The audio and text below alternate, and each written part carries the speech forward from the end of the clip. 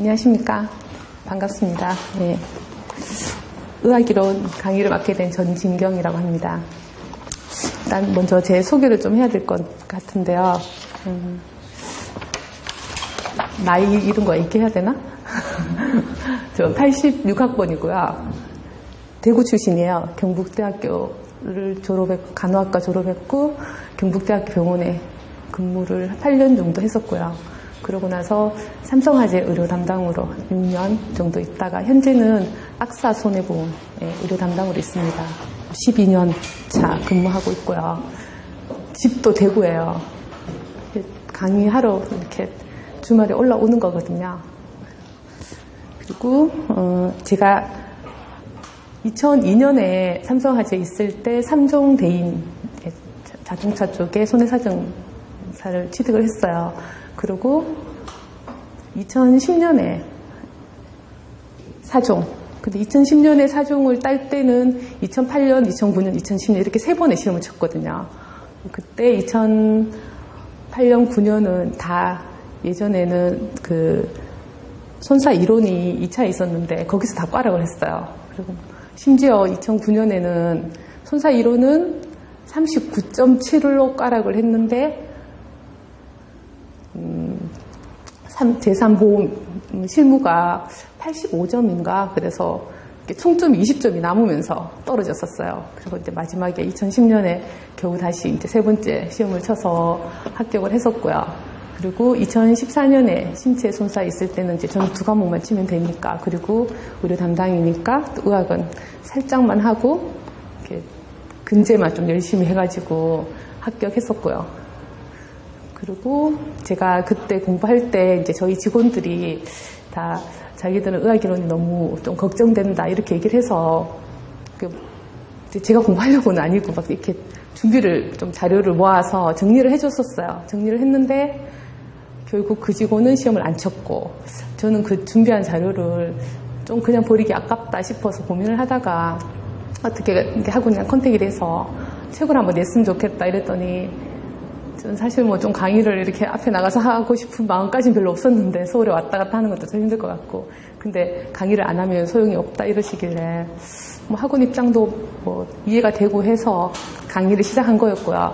작년에 이제 첫 번째 강의를 했었고 작년 강의를 하면서 조금 많은 점들을 느꼈었어요. 그리고 이제 올해 다시 강의를 하고 또 책을 작년에는 약간 급하게 내면서 작년에 이렇게 책을 낸 거는 기존에 있던 책이랑 완전 차별시키겠다. 그게 저의 목표라서 다 박스에 막 넣어서 이렇게 했었거든요. 이제 보기는 편한데 어떤 면에서는 약간 그 박스 안에 페이지를 딱 조정을 해야 되는 문제가 있어서 편집하는데 약간 어려움이 있었어요. 그리고 이렇게 시험을 치고 나서 2015년 시험을 치고 나서 생각을 해보니까 전 2가지 생각을 했거든요. 이번 교재를 보시면 이렇게 상해 질병 본서가 있고요. 별책 부록으로 해서 이렇게 2개를 분리해놨어요. 제가 강의를 하다가 보니까 제가 만든 책을 이렇게 찢어가지고 오신 분이 있더라고요. 가슴이 약간 찢어지는 것처럼 아파가지고. 그래서 별책으로 일단 따로 하면은 조금 가지고 다니시기 편하지 않을까라는 생각으로 해서 만들어 봤고요. 그리고 이제 박스에 집어넣었던, 가뒀던 것들은 다 다시 뺐습니다. 그리고 또 해부를 조금 많이 넣었어요.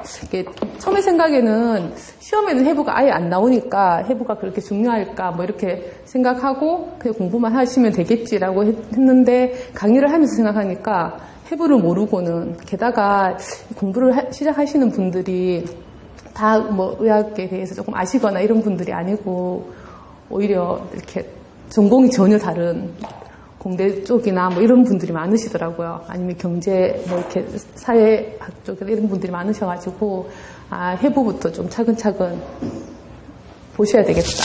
그런 생각을 했었고, 그래서 책에 해부를 좀 많이 넣었고요.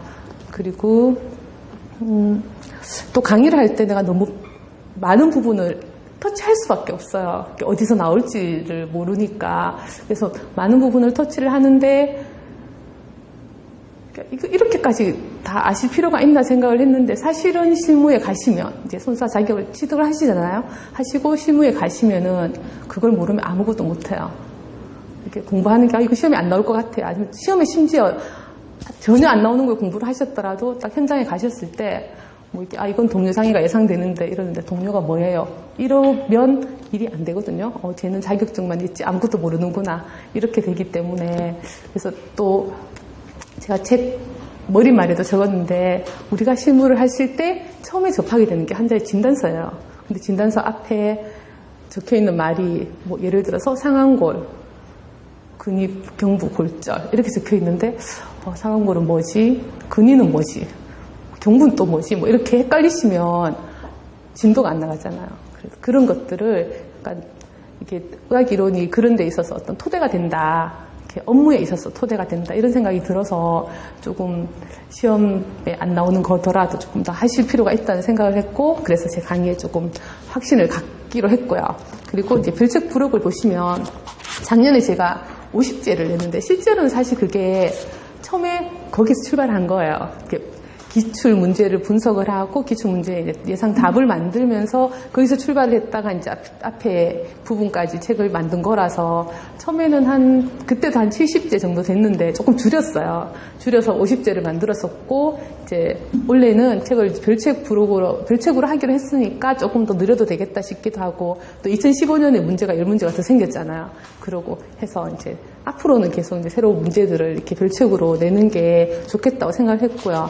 별책 부록은 그리고 작년과 좀 달라진 거는 목차를 저는 종량이 중요하다고 생각해서 종량을 원래 이렇게 질병 중에 앞에 넣었었는데 시험 문제가 종량이 제일 뒤에 나와요.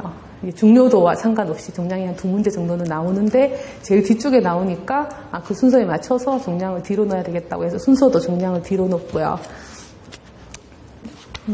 여기까지 정도 책 소개를 하고 그러면 이제 이 공부를 뭐 2015년에 시험을 치신 분도 있을 거고 아니면 완전 처음으로 시작하시는 분들도 있을 건데 그 의학 이론에서는 어떤 문제들이 나오는지 뭐 과거에 어떤 문제가 이렇게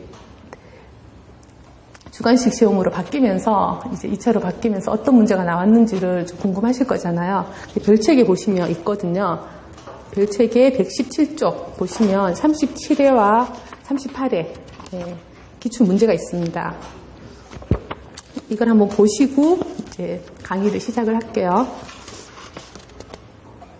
37회 기출 문제를 보시면 첫 번째는 피로골절에 대해서 설명하고 호발하는 대표적 부위 네 곳을 기술하시오 라는 문제가 있었고요. 두 번째는 이제 요즘은 이런 식으로 문제를 줘요. 환자의 증상을 쫙 나열을 합니다. 그리고 첫 번째로 가장 가능성이 높은 진단은 진단을 뭐 우리가 의사도 아니고 내리는 거는 문제가 되고 어차피 모든 진단은 가능성을 가지고 가능성 없는 걸 빼나가면서 진단을 하는 게 원래 그 임상에서 하는 방법이 있기 때문에 이렇게 문제를 내는 것 같아요. 이 사람 같으면은 이제 우측 발가락은 감각 저하가 있고 통증이 심하고 또 맥박이 축지가 되지 않는다. 이런 걸로 해서 이제 증상을 주면서 진단을 내려라. 그리고 거기에 대한 발생 기전을 묻고 또 어떤 조치를 해야 되느냐. 예전에 예를 들어서 뭐 구입 증후군에 대해서 쓰시오. 이렇게 나올 거라고 생각을 하시면은 그거는 오해고요. 이런 식으로 이제 증상을 쫙 주면서 진단도 네가 내리고 거기에 대해서 발생 기전도 설명을 하고 치료를 뭘 할 건지도 설명을 해라라는 거고 그 다음도 보시면은 똑같이 가스 개조에 대한 문제인데 그것도 마찬가지로 특징을 일단 외우시면 보고 이게 가스 개조구나 알 수 있는데 쥐가 부패하는 것 같은 악취가 난다. 뭐 창상에 극심한 동통이 있고 일단 오픈에 그 창상이 있었고요. 이래서 이 사람에 대해서 또 진단. 여기에서는 이제 예방하기 위한 조치, 또 치료. 문제가 어떤 식으로 나오는지 아시겠죠? 네. 그리고 네 번째 문제는 이 사람 같은 경우에는 내용을 보시면은 부상 부위를 관찰하니 부종 변형이 관찰되고 개방착은 없고 통증만 있으니까 막 그냥 폐쇄성 골절이 있는 환자인데 이 환자에게 응급조치를 뭘 하면 되는지 이런 것들을 묻는 거예요. 그리고 응급조치의 이유 묻고요. 그나마 단순한 문제가 5번 문제죠. 운동마비의 정도를 평가하기 위한 근력 등급에 대해서 설명하시오. 요거 같은 경우에는 그냥 단순하게 이렇게 외워서 하실 수가, 약술로 외워서 하실 수가 있는 문제인데 나머지는 전체를 이해하지 않으면 딱 막힐 수밖에 없는 문제가 되거든요. 그리고 이제 전방 십자인대 손상에 대해서 진단 방법하고 신체 검진 소견에 대해서 한번 나왔었고요. 그리고 7번 문제는 암 조기 진단에 대해서 나왔었습니다. 그리고 8번은 당뇨병에 대해서 나왔는데 당뇨병의 진단 기준. 9번은 두통에 대해서 위험 신호인 레드 플래그에 대해서 물었었고요. 10번은 고혈압. 고혈압 치료에 있어서 생활습관 개선. 그리고 요 전체를 딱 봤을 때 아주 깊이 있는 문제가 나오는 건 아니에요. 예를 들어서 고혈압 같으면은 고혈압의 증상과 기전과 또 뭐 합병증 이런 데 대해서 이제 충분히 나올 수 있는데 생활 습관 개선을 물었다는 것은 이제 의사들만큼 깊이 있는 거 요구하는 건 아닌 것 같거든요. 그런 식의 문제가 나왔었고요. 자, 요걸 딱 봤을 때 지금은 하나도 못 풀겠죠. 네. 예, 공부하시고 나면 푸실 수 있습니다. 또 시험이 미리 준비를 하시면 저는 그런 얘기를 들었었거든요. 어차피 우리가 인원이 정해져 있잖아요. 그럼 공부한 만큼 그 순서대로 되는 거다. 물론 뭐 간혹 가다가 운이 좋은 사람이 합격할 수도 있겠지만 내가 떨어지면 저 사람이 나보다 공부를 조금 더 했겠거니 생각을 하시고 내 공부가 부족했거니 생각을 하시고 그러니까 바꿔서 얘기하면 내가 열심히 하면 합격할 수 있다는 거죠. 그리고 조금 더 일찍 준비를 하시니까 충분히 가능하다고 생각하고요. 자, 작년은 2015년에는 어떤 문제가 나왔는지 보시겠습니다. 그리고 단순 약술 문제가 몇 가지 있는데요. 첫 번째 활막 관절에 대해서 설명하시오. 해부 쪽으로 문제가 나온 적이 별로 없었어요. 근데 요거랑 그 전에 관절 운동에 대해서 이렇게 나온 게 있었고요. 그리고 이제 두 번째 문제는 슬내장에 대해서 물었습니다. 슬내장에 손상이 의심되는 조직을 다 쓰라는 문제였고요. 세 번째는 관절 강직의 원인에 대해서 물었고, 네 번째는 부종요합의 정의와 원인에 대해서 물었고요. 다섯 번째는 이제 아까 얘기한 것처럼 진단을 내리는 문제죠. 이 사람은 족근간 부위에 압통이 나타나고 이렇게 골절이 있고 난 다음에 그래서 이제 족근간 증후군에 대해서 진단, 압박되는 신경, 진단법, 치료 방법 이렇게 물었습니다. 그리고 여섯 번째 문제는 대퇴 경부골절이 있는 노인 환자에 대해서 국소적 합병증과 수술적 방법, 무혈성 개사를 묻는 거였고 또 고관절 찬술에 대해서 하나도 모르겠죠 무슨 말인지. 네, 공부하시면 됩니다. 그 일곱 번째는 골다공증에 대해서 문제를 냈는데 위험인자 세 가지를 적으라고 했고 이제 최대 골량을 최고로 만드는 시기가 중요하다 해서 이 시기가 언젠지 묻는 문제가 있었고요. 또 고령자에서 골절을 유발하는 가장 큰 요인이 낙상을 묻는 문제였고요. 여덟 번째 문제는 이제 대상포진에 대한 문제입니다. 이것도 이제 증상을 알아야지 진단을 내릴 수 있겠죠. 대상포진의 진단과 동반 가능한 합병증을 묻는 문제였고요. 아홉 번째는 이제 아홉 번째, 열 번째가 암에 대한 건데 유방암에 대해서 고위험군을 적으라는 거였고요. 열 번째는 자궁경부암에서 중요한 요인과 또 발생 위험 요인 세 가지를 쓰라 뭐 이런 것들이 있었는데 이게 제가 작년에 강의할 때 유방하고 자궁은 남자는 없는데 너무 억울하게 생각하지 말고 그래도 외워라. 그 이성을 이해하는 거라 생각을 해라. 뭐 이렇게 말을 했었거든요. 그래도 뭐 유방 자궁에 두 번이나 나왔었으니까 다른 암도 한번 생각을 해봐야 되겠죠. 그리고 암에 대해서는 주로 나오는 게 위험 요인입니다. 그래서 여기 책장 109쪽을 보시면 질병별로 위험 인자를 다 정리를 해놨거든요. 그리고 이제 순서는 마찬가지로 아까 얘기한 것처럼 이제 암 부분을 더 뒤로 놓으면서 질병별로 위험 인자를 정리했으니까 나중에 공부하실 때 참고하시면 되겠고 조금 전에 살펴본 20가지 문제는 앞에 다 있어요. 제가 모범 예상 답안으로 해서 만들어 놓은 것들이 있으니까 나중에 이렇게 하면 좋겠어요. 공부를 이제 저랑 기본을 공부를 하잖아요. 하고 나면 여기 나왔는 게 뒤에 이제 어차피 순서는 같으니까 뒤 별책 부록을 보시고 가서 이 문제를 이렇게 풀었구나 생각을 보시면 또 문제 푸는 방법도 접근할 수 있을 거고요. 이번 책에 제가 파트별로 중간중간에 기존에 나왔던 문제를 이렇게 적어놨어요. 옆에 약간 기울여가지고 기울임체로 보시면 또 이런 문제가 기존에 나왔었구나 도움이 될 것 같고요. 그러면 첫 번째 강의를 시작을 하겠습니다.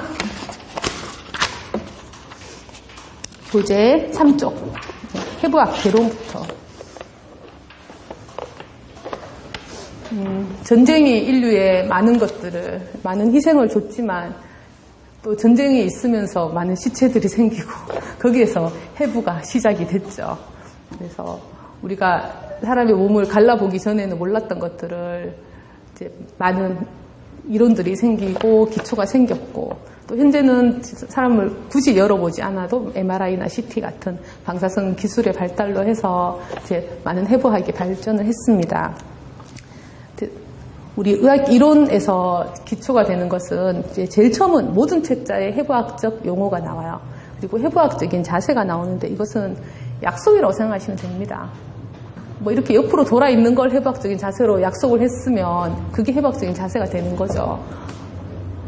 근데 누구나 이해할 수 있고 또 적용할 수 있는 걸 해부학적인 자세로 하는 게 맞겠죠. 해부학적인 자세가 왜 중요한지는 다음을 공부하다 보면은 이래서 보는구나라고 생각하실 건데 사람이 똑바로 서요. 발은 모으고 발을 일직선이 되게 모은 채 똑바로 섭니다. 그러면 이제 눈은 어떻게 할 것이냐? 눈은 수평선을 바라보고요.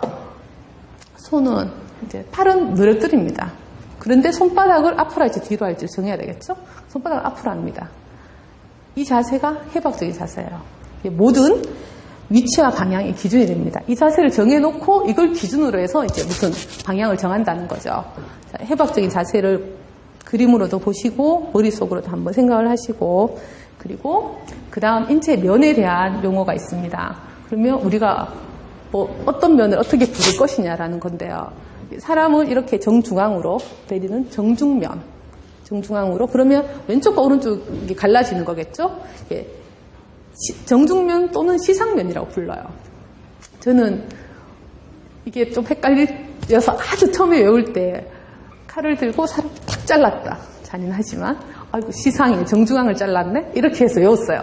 시상면, 정중면 해서 이제 시상면, 정중면이고 시상 정중면이라고 부르는 게 있어요. 완전 정중앙일 때. 그리고 옆으로 적탁하면서 다시 그냥 시상면이에요. 시상면. 전두면은 이제 이마를 전두부라고 부르거든요. 이마와 나란히 되는 면이라고 생각하시면 되고 이렇게 뒤쪽으로 계속 아니면 이걸 마치 관을 씌우는 것 같이 이렇게 관상. 그래서 전두면 또는 관상면 이렇게 부르거든요. 관상면. 관상면은 앞에서부터 뒤로 가니까 앞과 뒤로 나누게 되겠죠. 이런 걸 전두면 또는 관상면이라고 합니다. 그리고 횡단면, 수평면. 이거는 외우기 쉽죠. 이제 가로로 자르는 면입니다. 사람을 실제로 자르는 건 아니죠. 근데 방사선 사진 같은 걸 찍을 때 이렇게 잘라서 보겠죠. 그러면 이건 수평면이구나 아니면 횡단면이구나. 전두면으로 봤을 땐 어떻고 시상면으로 봤을 땐 어떻고 이런 거 알아야 되겠죠.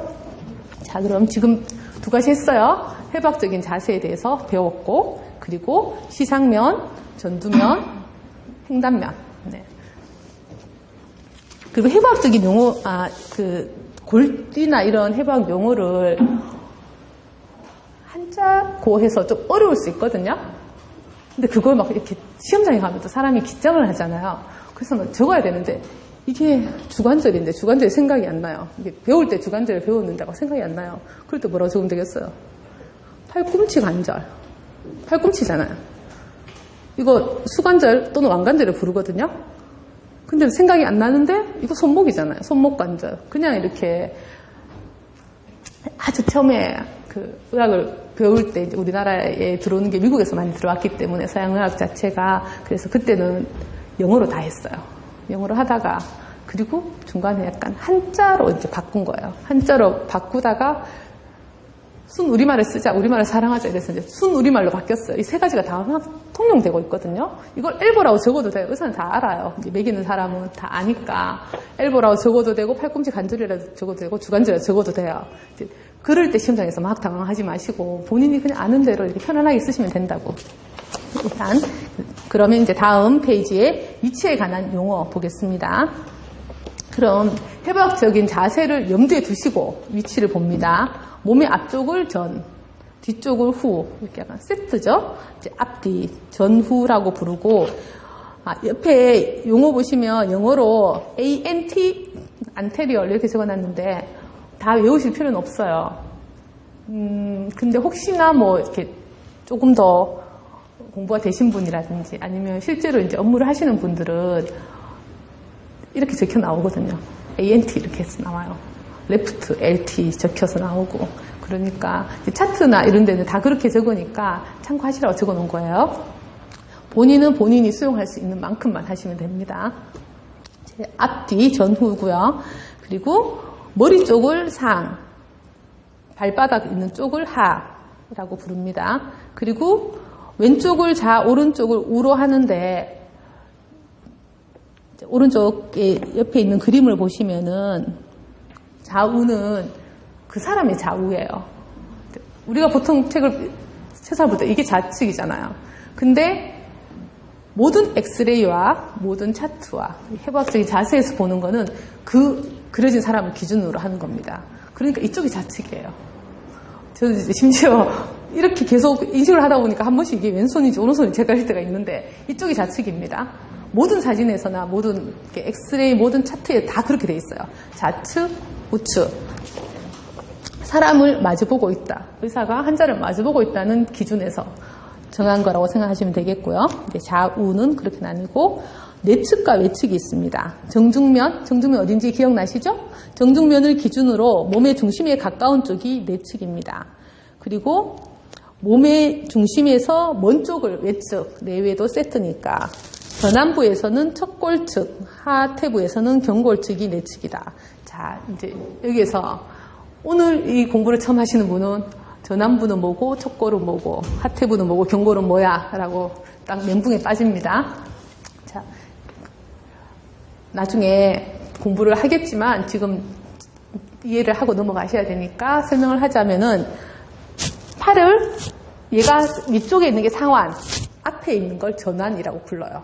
이렇게 상완, 전완이고 상완골은 한 개예요. 전완부는 뼈가 두 개가 있어요. 근데 이쪽에 있는 게 척골이고요. 엄지손가락 가까이 쪽에 있는 게 요골이에요. 요골, 척골이 있고 사진을 보면 헷갈리는 게 척골은 여기서는 이제 팔꿈치 쪽에서는 두꺼워요. 근데 여기 가면 손목 쪽에 가면 가늘어요.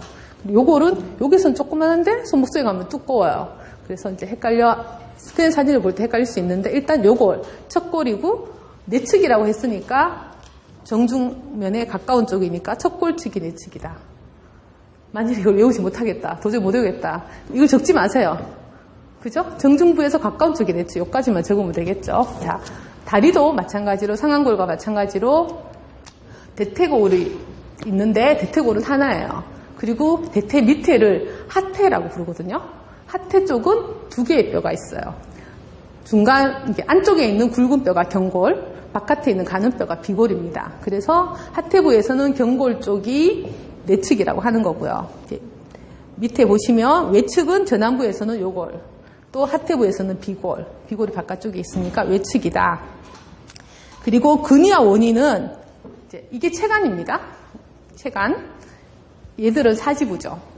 체간에 가까운 쪽을 근위, 먼 쪽을 원이라고 부릅니다. 그럼 하나의 뼈가 있어요. 상완골이 있어요. 상완골에 얘는 근위부가 되겠죠. 얘는 원위부가 되겠죠. 또 요걸 중심으로 본다면 요골의 근위부는 이쪽, 원위부는 이쪽이 되겠죠. 체간에 가까운 쪽이 근위, 체간에서 먼 쪽이 원위. 그리고 이제 장측, 저측, 배측은 세계관 세트라고 생각을 하시면 됩니다. 이제 손과 발의 등배자를 쓰거든요. 그래서 손이나 발의 등 쪽을 배측이라고 불러요. 그런데 손바닥, 발바닥은 이제 그냥 둘 다 바닥장으로 쓸 수 있겠지만 영어로 다르죠. 팔머하고 플랜터 이렇게 다르게 나오니까 손의 바닥 쪽은 장측이라고 부르고요. 발의 바닥 쪽은 저측이라고 불러요.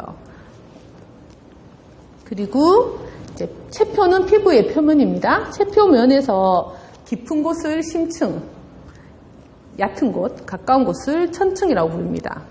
그러면 찢어진 열상이 있는데 신부 열상이면 깊이 찢어진 거겠죠?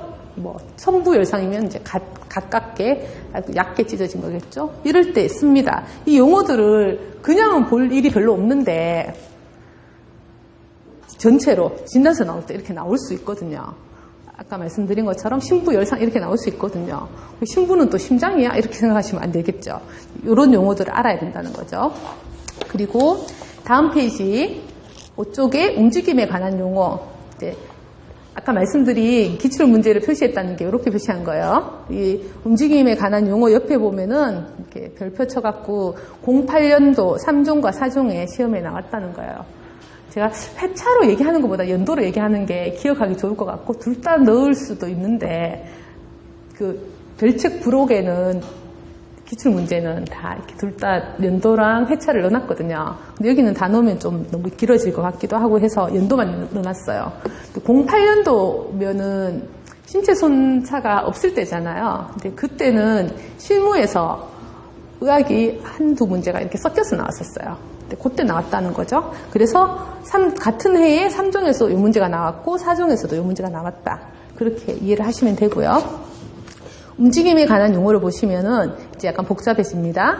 굴곡과 신전, 과신전. 이것도 이제 한 세트이기 때문에 세 개를 하고 밑에 그림을 넣는 거고요. 이제 굴곡은 시상, 단면. 시상면 어딘지 기억하시죠? 시상 단면을 따라서 굽어지면서 각이 작아지는 운동이다. 그러면 해박적인 자세에서 시상면을 따라 굽어지면서 각이 작아진다. 그럼 이렇게 이게 굴곡이 되겠죠. 다리도 마찬가지도 이렇게 무릎도 이렇게 구부리는 이게 굴곡이 됩니다. 근데 척추는 전방으로 굽는 것, 상완은 전방으로 굽는 것을 굴곡이라고 한다. 이 말은 왜 있느냐? 척추를 생각해 보세요. 시상면을 따라 굽어져요. 각이 작아지죠? 이쪽으로 해도 작아지는 것 같죠? 뒤로 가도. 왜냐하면 얘 기준으로 생각하면 이렇게 하면 각이 이쪽으로 작아지는데 또 이 뒤에 기준으로 하면 이쪽으로 작아지는 거잖아요. 그러니까 이거는 정해놔야 돼요. 이 척추의 굴곡과 신전은 몇 도 이렇게 적거든요. 장이 평가할 적에. 근데 어느 게 굴곡인지 신전인지 약속을 안 해놓으면 안 되니까. 그래서 척추는 앞으로 굽는 걸 굴곡이라고 하고 후방으로 펴지는 것을 신전이라고 부르기로 합니다. 그리고 상완은 전방으로 굽는 것 이거죠. 상완은 앞으로 이게 굴곡이고 뒤로 가는 게 신전이에요. 네. 그리고 과신전이라는 것은 그냥 신전 앞에 과가 붙어 있잖아요. 과하다는 거죠. 신전 운동이 정상 운동 범위보다 많이 되는 것을 과신전이라고 합니다. 그 그림을 참고하시면 될 것 같고요. 그 다음은 내전과 외전이라는 운동이 있어요. 이 2008년 3종, 4종에 제가 움직임에 관한 용어가 시험에 나왔다고 했는데 문제가 어떤 식으로 나왔는지는 여기 보시면 알 수 있거든요. 계속 왔다 갔다 할 건 아니라서 두 권을 다 가지고 다니시면 힘드실까? 이렇게 별책 부록에 10페이지 보시면은 신체의 움직임 해서 이제 문제는 어떤 식으로 나왔는지 보시면은 신체 부위의 움직임, 무브먼트에 관한 해부학적인 용어를 10가지 열거하시오. 저는 16개를 적어놨는데 저도 시험장에서 이게 싹 다 기억난 건 아니에요. 2008년이면 시험을 쳤던 때도 제가 떨어졌던 때인데 뭐 이렇게 10개를 묻지만 16개를 적은 거 그중에 기억 안 나는 거 몇 개를 빼고라도 10개를 적으라는 그런 의미에서 이제 답을 만들어 놓은 거고요. 일단 다시 이제 본 교재로 돌아오겠습니다. 5페이지 다시 보시면 내전과 외전입니다. 몸의 장축에, 긴 축이죠. 축에 가깝게 혹은 사지를 체간에 가깝게 하는 운동입니다. 손가락에서는 중지를 기준으로 하고요. 발가락에서는 두 번째 족지를 기준으로 합니다. 외전은 내전과 정반대의 의미가 되겠죠. 몸의 장축에서 멀어지거나 혹은 사지를 체간에서 멀어지게 하는 운동을 외전이라고 합니다. 팔을 이렇게 체간에서 멀어지게 하는 걸 외전이고요. 안쪽으로 이렇게 하면 내전이 되겠죠. 다리도 마찬가지로 이렇게 외전, 내전.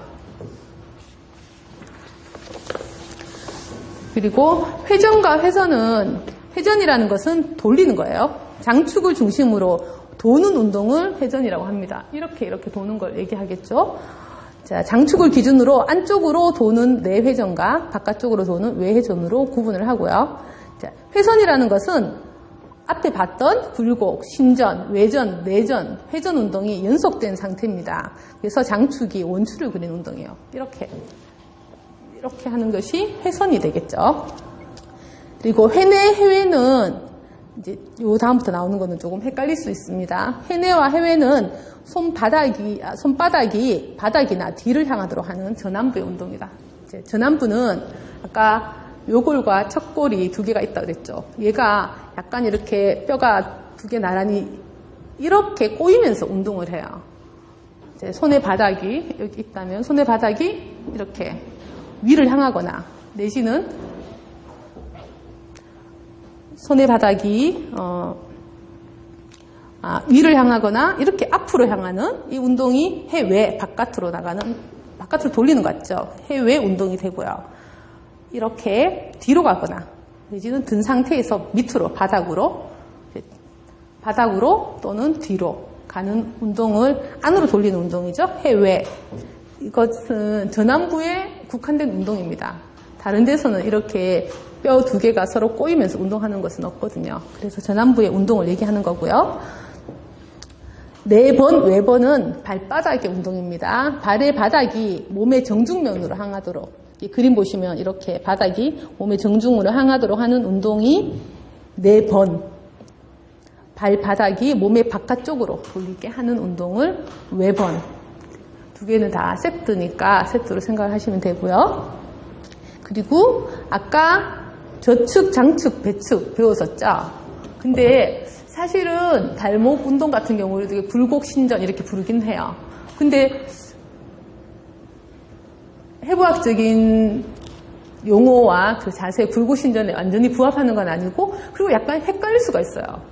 그래서 이렇게 저축 굴곡, 장축 굴곡, 배축 굴곡이라는 이름으로 해서 헷갈림을 덜하게 하는 거죠. 저축이라는 것은 아까 발의 바닥 쪽이라고 했으니까 발 바닥 쪽으로 내리는 굴곡되는 운동을 저축이라고 하고요.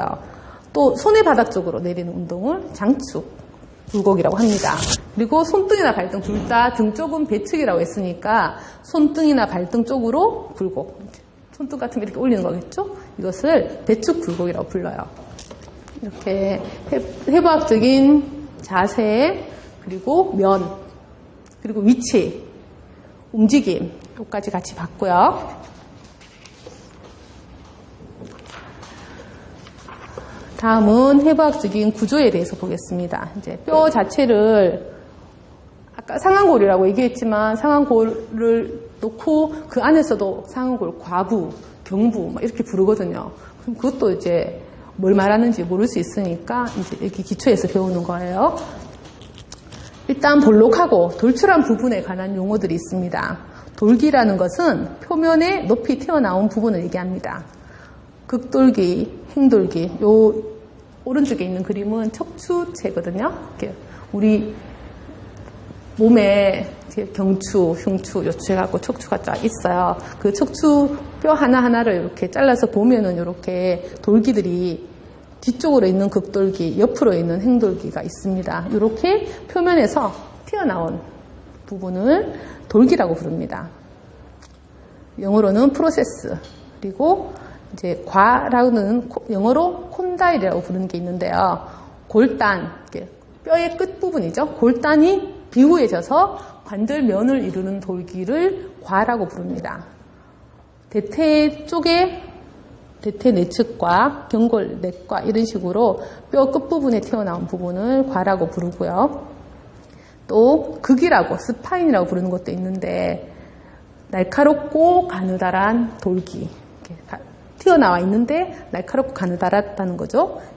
그림에 보시는 것처럼 견갑골에 있는 날카롭고 가느다란 돌기를 극이라고 부릅니다. 견갑골 극. 그리고 전자라는 것은 대퇴골의 근위부에 있는 돌기를 얘기하고요. 그림에서 대퇴골의 대전자, 소전자 그림이 있죠. 네, 이것을 전자라고 부릅니다. 결절이라는 것은 상안골 근위부에 있는 돌기를 얘기합니다. 상안골 대결절, 소결절들이 이해가 되겠고요. 대결절의 사선으로 밑에 부분에 있는 게 소결절입니다. 그리고 똑같이 과라고 부르는데 우리나라 말로는 근데 위에 거는 콘다일이고 밑에 거는 말레우스예요. 말레우스는 경비골 원위부 말단이 비유된 돌기를 말하고요. 족관절, 내과, 외과 이렇게 표현합니다. 내과는 내측에 있는 과겠죠. 내측은 어디예요? 경비골이 뭔지도 모르요? 아까 하태 여기 다리에 경골, 비골. 경골, 비골 이렇게 얘기하면 경골은 아까 밭질했는데 경비골은 모르겠구나. 네, 그럴 수 있죠. 근데 경비골은 하태부를 얘기하기도 하는데 경비골을 같이 붙여서 이렇게 쓰기도 해요. 붙어 있진 않는데, 네. 이게 발목이에요. 발목에 있는, 네. 그리고 내과, 외과는 아까 내측, 외측을 배웠었잖아요. 그 내측에 있는 과가 내과, 외측에 있는 과가 외과. 요게 시험에 나올 것 같진 않아요. 그런데 알아야지. 네. 다음에 얘기라도 알아들으실 수 있으니까. 자, 그 외의 용어들은 또 와라는 게 있어요. 구멍을 얘기합니다. 그러니까 표면에서 오목하게 들어간 형태. 이 와 안에는 뭔가를 싸고 있겠죠. 그래서 아나, 눈이 들어있는 오목하게 들어간 부분을 아나, 와라고 부르고 또는 관절도 관절 중에서도 구상이라고 해서 이렇게 얘는 약간 이렇게 움푹 들어가 있고 이렇게 공처럼 돼서 이렇게 붙는 게 있어요. 여기에는 약간 들어가야 되니까 이것도 관절와라고 부릅니다. 움푹 들어가 있는 부분을 얘기하고요. 구라는 것은 피질은 바깥쪽이라고 얘기하면 돼요. 표면 쪽. 피질 표면에 있는 주름에서 작게 접혀 들어간 고랑을 얘기합니다. 반대되는 개념은 이랑이고요. 대뇌에 구가 있고 소뇌에 구 같은 것들이 있습니다. 그리고 공이라는 것은 뼈나 연부에 있는 구멍을 얘기합니다. 또 이 공을 통해서 혈관이나 신경에 지나가게 되는데요. 예를 들어서 이제 그림에 있는 것처럼 척추공. 척추공은 이 척추 하나가 만들어지는 게 아니고요. 척추가 쫙 있잖아요. 걔들이 이렇게 뒤쪽에 구멍이 쫙 연결돼서 이제 척추공이 형성이 되는 거예요. 그리고 동이라는 것은 두개골 속에 코 안쪽으로 이어지는 공간이 있어요. 이것을 동이라고 부릅니다. 상악동이나 전두동이 이해가 되고요. 그리고 강은 체내의 넓은 공간입니다. 복강, 두개강. 이 안에 얘들도 자기들끼리 어떤 영역이 있거든요. 이게 머리는 머리에 구역이 있겠죠. 그걸 싸고 있는 것들을 이제 두개강이라고 하고요. 복강도 마찬가지로 복막이 이렇게 싸고 있어요. 그리고 그림에 보시면 흉강도 복강과 구분되면서 이렇게 하나의 커다란 공간을 형성하고 있습니다. 또 척추강, 골반 쪽에 있는 강 이런 것들을 다 체강이라고 강이라고 부르고요. 관이라는 것은 윤곽이 명확한 벽을 가진 통로를 얘기합니다. 척추관과 비루관. 비루관이라는 것은 코가 이렇게 코 눈물이 흘러가는 관을 얘기하거든요. 코 쪽에 있는. 아까 공을 제가 신경통로가 된다고 했는데 여기 약간 나가는 부분을 작은 구멍을 공이라고 부르고 전체로 형성되어 있는 것을 관, 캐널이라고 부릅니다.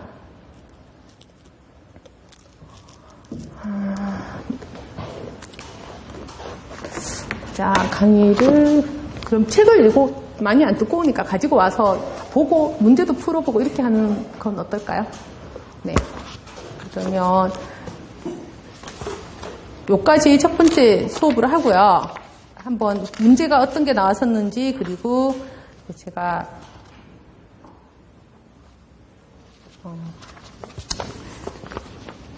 같이 보는 시간을 갖겠습니다. 문제도 어떤 식으로 풀면 되는지.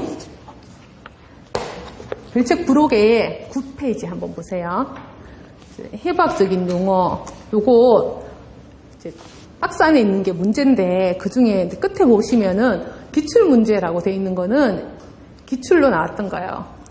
그리고 기출이 현재 보험개발원에서 내려주는 기출 자료는 한 10년치 정도밖에 없어요. 그래서 이제 그것만 넣은 거고, 사실 그 전에도 몇 개씩 문제가 나왔는 건 있지만, 그거는 빼고 현재 보험개발원에서 제시되는 문제반에서 기출을 하고요. 그리고 예상 문제라고 적어 놓은 거는 제가 이제 만들어 본 문제예요. 그 모의고사 풀이할 때 했거나 내지는 처음에 책을 만들 때 한번 이런 거 나올 수 있지 않을까 해서. 그리고 이제 문제를 딱 처음에는 좀 더 많았는데 행운의 77자를 넣기 위해서 77제로 만들었습니다. 해부학적 용어에 대해서는 해부학적인 용어는 모든 책에 제일 앞에 나오는데 시험에 나오려면은 이렇게 약간 믹스해서 나오지 않을까. 해부학적인 자세를 쓰시오 이렇게 하나로는 문제가 형성이 되지 않기 때문에 그래서 한번 이렇게 만들어 봤거든요. 해부학적인 자세는 모든 위치와 방향의 기본이 된다. 해부학적 자세를 정의하고 2점, 해부학적인 면 3가지를 약수를 하고 3점, 해부학적인 위치를 10가지 설명하시오 5점. 이렇게 예상 문제를 잡아봤는데 괜찮죠? 네. 해부학적인 자세는 같이 공부했으니까 같이 보겠습니다. 양쪽 발을 일직선이 되게 모은 채 똑바로 서서 눈은 수평선을 바라보고 양팔은 손바닥을 앞으로 한 상태로 자연스럽게 늘어뜨리고 있는 자세를 말하며 모든 위치와 방향의 기준이 된다. 두 번째, 해부학적인 면 3가지는 시상면 또는 정중면, 인체를 좌우로 나누는 단면, 전두면 또는 관상면은 인체를 앞뒤로 나누는 단면, 횡단면 또는 수평면은 인체를 상하로 나누는 단면.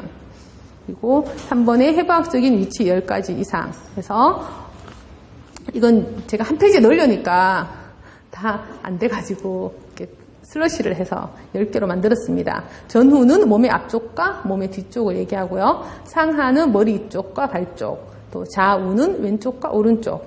내측은 정중면을 중심으로 몸의 중심에 가까운 쪽. 외측은 정중면을 중심으로 몸의 중심에서 먼 쪽.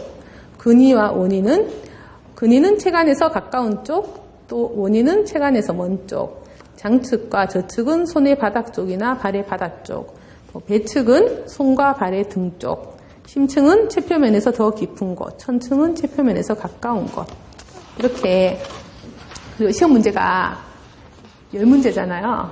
시험장에 가면 10장의 답안지를 주거든요. 이렇게 10장을 하나 딱 묶어서 줘요. 그냥 한 문제당 하나 적는다 생각하시고 적으시면 될 것 같아요. 그래서 저도 되도록이면 한 페이지 안에 답을 넣으려고 만들었었거든요. 두 번째, 신체의 움직임. 이제 이것은 아까 말씀드린 것처럼 기출 문제입니다. 신체 부위의 움직임에 관한 해부학적 용어를 10가지 열거하시오. 그래서 인체 움직임에 관한 해부학적인 용어, 굴곡, 조금 전에 다 본 거니까, 네, 읽어볼게요. 그래도 굴곡은 시상 당면을 따라 굽어지면서 각이 작아지는 운동. 척추는 전방으로 굽는 것, 상완은 전방으로 굽는 것. 신전은 굴곡과 반대로 시상 단면을 따라 펴지며 각이 커지는 운동. 척추는 후방으로 펴지는 것, 상완은 후방으로 펴지는 것. 과신전은 신전 운동이 정상 운동 범위보다 많이 되는 것. 4번 내전은 몸의 장축에 가깝게 하거나 사지를 체간에 가깝게 하는 운동. 손가락에서 장축의 기준은 중지이고 발가락에서는 제2지. 5번 외전은 몸의 장축에서 멀어지거나 사지를 체간에서 멀어지게 하는 운동. 6번 내회전은 장축을 중심으로 안쪽으로 도는 운동. 7번 외회전은 장축을 중심으로 바깥쪽으로 도는 운동. 8번 해선은 굴곡, 신전, 외전, 내전 및 회전 운동이 연속된 상태로 장축이 원추를 그리는 운동. 9번의 해내는 전완부에서 손바닥이 바닥이나 뒤쪽을 향하게 하는 운동. 10번 해외는 전완부에서 손바닥이 위나 앞쪽을 향하게 하는 운동.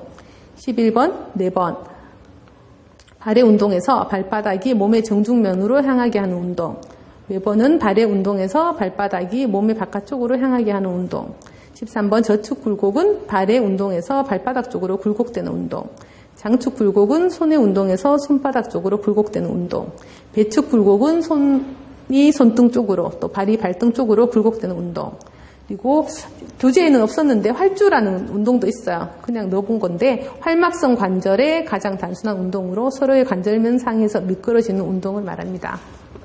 여기까지 해부학적인 자세 용어, 해부학적인 움직임까지 해서 포함되는 부분이고요. 네.